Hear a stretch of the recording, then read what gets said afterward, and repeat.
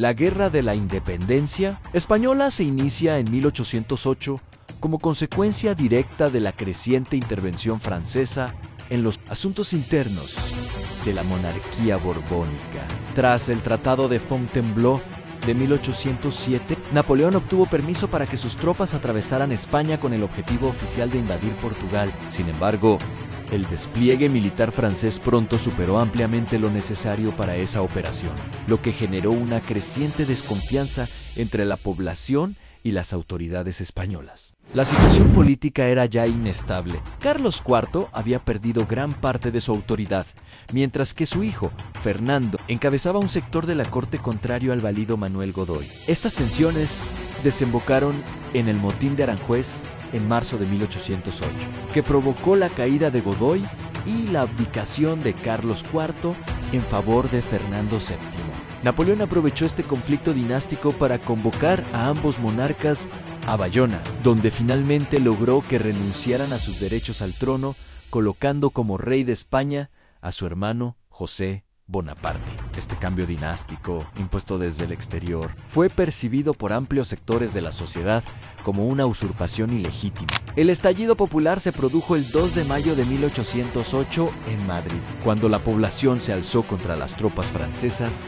Al intentar estas trasladar a los últimos miembros de la familia real, la represión fue inmediata y severa, especialmente durante los fusilamientos del día siguiente. Aunque el levantamiento madrileño fue sofocado, actuó como detonante de una insurrección generalizada en gran parte del país.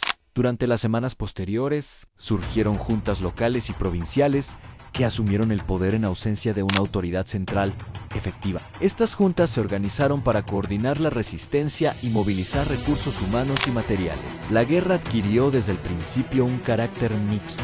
Junto a los restos del ejército regular, aparecieron partidas irregulares que desarrollaron una forma de lucha basada en el hostigamiento continuo, lo que más tarde se conocería como Guerra de Guerrillas. El primer gran golpe militar contra el dominio francés se produjo en julio de 1808 con la batalla de Bailén. El general español Francisco Javier Castaños logró derrotar al ejército del general Dupont en Andalucía. Esta victoria tuvo un enorme impacto político y psicológico. Por primera vez, un ejército napoleónico era vencido en campo abierto. Como consecuencia directa, José Bonaparte abandonó Madrid y las fuerzas francesas se replegaron hacia el norte de la península. Sin embargo, este éxito inicial no consolidó una ventaja estratégica duradera. Napoleón reaccionó personalmente, organizando una nueva intervención masiva. A finales de 1808, el propio emperador cruzó los Pirineos al frente de la Grande Armée, derrotando rápidamente a varios ejércitos españoles mal coordinados. En pocas semanas, recuperó Madrid y restableció el control francés sobre amplias zonas del territorio. Esta primera fase del conflicto, que abarca desde la primavera hasta finales de 1808, muestra ya las características esenciales de la guerra en una profunda crisis de legitimidad política, una movilización popular sin precedentes y una marcada desigualdad entre la organización militar francesa y las fuerzas españolas, aunque la resistencia demostró su capacidad para infligir derrotas significativas. También evidenció sus limitaciones estructurales. A partir de este momento, la guerra entraría en una etapa más prolongada y compleja, marcada por la intervención británica y el desgaste continuo del ejército imperial. Tras la recuperación de Madrid por parte de Napoleón a finales de 1808, la Guerra de la Independencia entró en una nueva fase caracterizada por el predominio militar francés y la consolidación de una resistencia prolongada. El emperador regresó a Francia en enero de 1809, dejando el mando en manos de sus mariscales. Aunque el control territorial parecía amplio, la ocupación nunca fue completa ni estable. Durante 1809, los ejércitos españoles intentaron reorganizarse bajo la dirección de la Junta Central Suprema, establecida primero en Aranjuez y después en Sevilla. Sin embargo, la falta de coordinación, la escasez de recursos y la inferioridad táctica frente a las tropas imperiales limitaron gravemente su eficacia. Derrotas como las de Ucles, Medellín u Ocaña debilitaron considerablemente al ejército regular español y facilitaron el avance francés hacia el sur. Ese mismo año se consolidó un elemento decisivo del conflicto a la Guerra de Guerrillas: Numerosos grupos armados irregulares comenzaron a operar en áreas rurales y montañosas, atacando convoyes, correos militares y pequeñas guarniciones. Aunque estas partidas carecían de capacidad para enfrentarse directamente a grandes ejércitos, obligaron a Francia a dispersar sus fuerzas, incrementaron los costes de ocupación y contribuyeron a un clima permanente de inseguridad. La guerrilla se convirtió así en un factor estratégico de desgaste.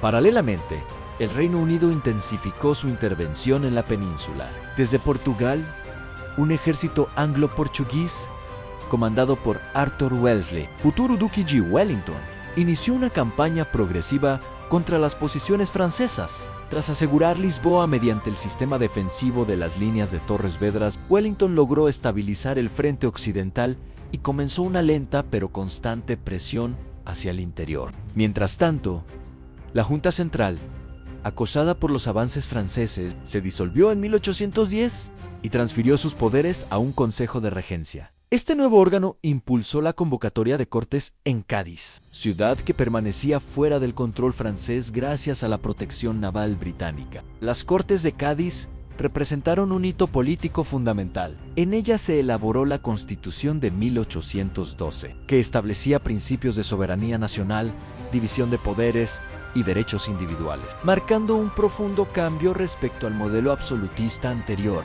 Entre 1810 y 1812, el conflicto se estancó en muchos frentes. Francia mantenía las principales ciudades, pero tenía enormes dificultades para controlar el territorio. El esfuerzo bélico se hacía cada vez más costoso, especialmente al coincidir con otras campañas del Imperio Napoleónico en Europa. La guerra en España comenzaba a convertirse en un problema estructural para Napoleón. El punto de inflexión definitivo llegó en 1812. Ese año, la invasión francesa de Rusia obligó a Napoleón a retirar tropas veteranas de la península, debilitando notablemente su dispositivo militar en España. Wellington aprovechó esta circunstancia para lanzar una ofensiva decisiva desde Portugal. La victoria aliada en la batalla de los Arapiles, cerca de Salamanca, permitió la entrada en Madrid y aceleró el retroceso francés. Durante 1813, la situación se volvió irreversible para el imperio. Las fuerzas aliadas, compuestas por británicos, portugueses y españoles, avanzaron hacia el norte mientras las guerrillas intensificaban su actividad en la retaguardia enemiga. La derrota francesa en la batalla de Vitoria,